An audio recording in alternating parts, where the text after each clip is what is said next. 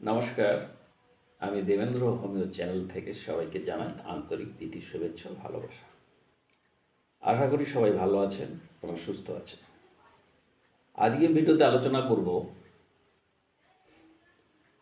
Homeopathy medicine acid nitricum.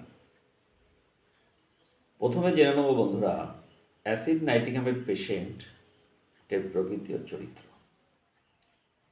Acid নাইট্রিকামের patient কেমন দেখতে হয়? অ্যাসিড নাইট্রিকামের পেশেন্ট দেখতে হয় একটু শীর্ণ, স্নায়ু প্রধান, চুলগুলো কালো কুচকুচে, চোখের মনি চকচকে কালো, এরকম প্রকৃতির দেখতে হয়। অ্যাসিড নাইট্রিকামের পেশেন্ট খুব রাগী হয়,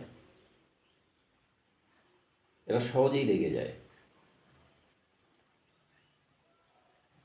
আর এরা চর্বি জাতীয় খাবার খেতে খুবই পছন্দ করে।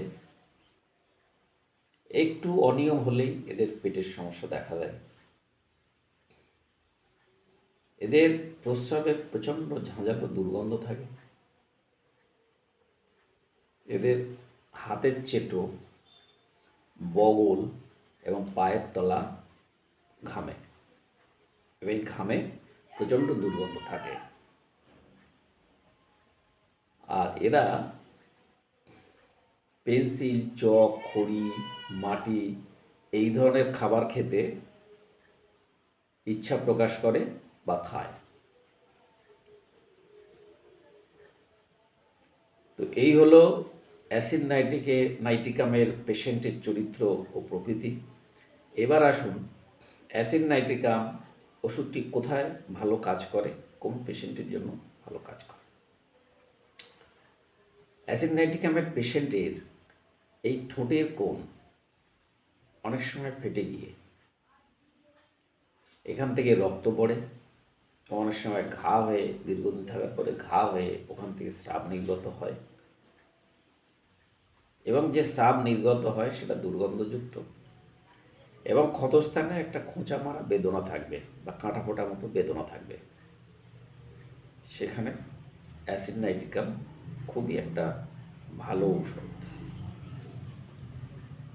আর আঙুলের ভাঁজে, এই যে দুই আঙুলের ভাঁজে, পায়ের আঙুলের ভাঁজে এবং মলদ্বারের ভাঁজে, মেয়েদের জনিদারে, এইসব জায়গায় যদি ক্ষত হয়, এই যে হাতের ভাঁজে, এখানে অনেক সময় হাজা হয়, সেখানে একটা খোঁচা মারা ব্যথা হয়, অনেক সময় রক্ত আসতে পারে। তো এক্ষেত্রে অ্যাসিড নাইট্রিকাম খুবই ভালো একটা ঔষধ। এছাড়া মলদ্বারে অর্শ হোক, ফিশার হোক, বা সেখানে মলদ্বার ফেটে গিয়ে রক্ত পড়া এবং সেখানে ঘা হওয়া এবং সেখান থেকে স্রাব নির্গত হওয়া, সেই স্রাব দুর্গন্ধযুক্ত, খোঁচা মারা অনুভূতি, একটা কাটা ছেঁড়া মতো অনুভূতি যদি লক্ষ্য করা যায়, সেখানে অবশ্যই অ্যাসিড নাইট্রিকাম ওষুধটি খুবই একটা ভালো ঔষধ। এছাড়া চোখের কর্নিয়ায় ক্ষত বা অ্যাসিড নাইট্রিকের পেশেন্ট একটা জিনিসকে, অর্থাৎ একটা বস্তুকে দুটো দেখে।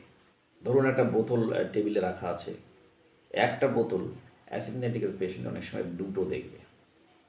এটা কিন্তু অ্যাসিড নাইট্রিকের মধ্যে লক্ষ্য করা যায়। এছাড়াও অ্যাসিড নাইট্রিকামের পেশেন্টের মাথার যন্ত্রণা হতে পারে,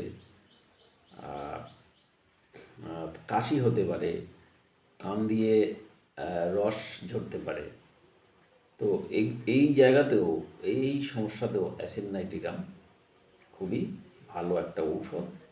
কিন্তু বন্ধুরা, মনে রাখতে হবে, প্রত্যেকটা ক্ষতে অ্যাসিড নাইট্রিকামের পেশেন্টের কিন্তু একটা রক্ত ঝরা এবং স্রাব নির্গত হওয়ার, এবং সেই ক্ষতস্থানে যদি খোঁচা মারা বেদনা থাকে, তবেই কিন্তু অ্যাসিড নাইট্রিকাম প্রেসক্রাইব করা যাবে বা পেশেন্টকে অ্যাসিড নাইট্রিকাম দেওয়া যাবে। এটা মাথায় রাখতে হবে। রোগের পরিস্থিতি, কী রোগ হয়েছে, এবং ওষুধের প্রকৃতি অর্থাৎ চরিত্র, দুটোকে ম্যাচ করে তবেই এই ওষুধটি প্রয়োগ করতে হবে পেশেন্টের। তাহলে আমরা অ্যাসিড নাইট্রিকামের চরিত্র বা প্রকৃতি আলোচনা করেছি। অ্যাসিড নাইট্রিকামের পেশেন্ট কেমন দেখতে হবে,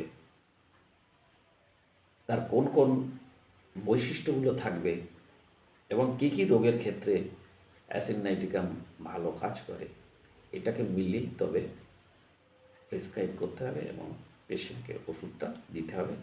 তাহলে পেশেন্ট তাড়াতাড়ি সুস্থ হয়ে যাবে।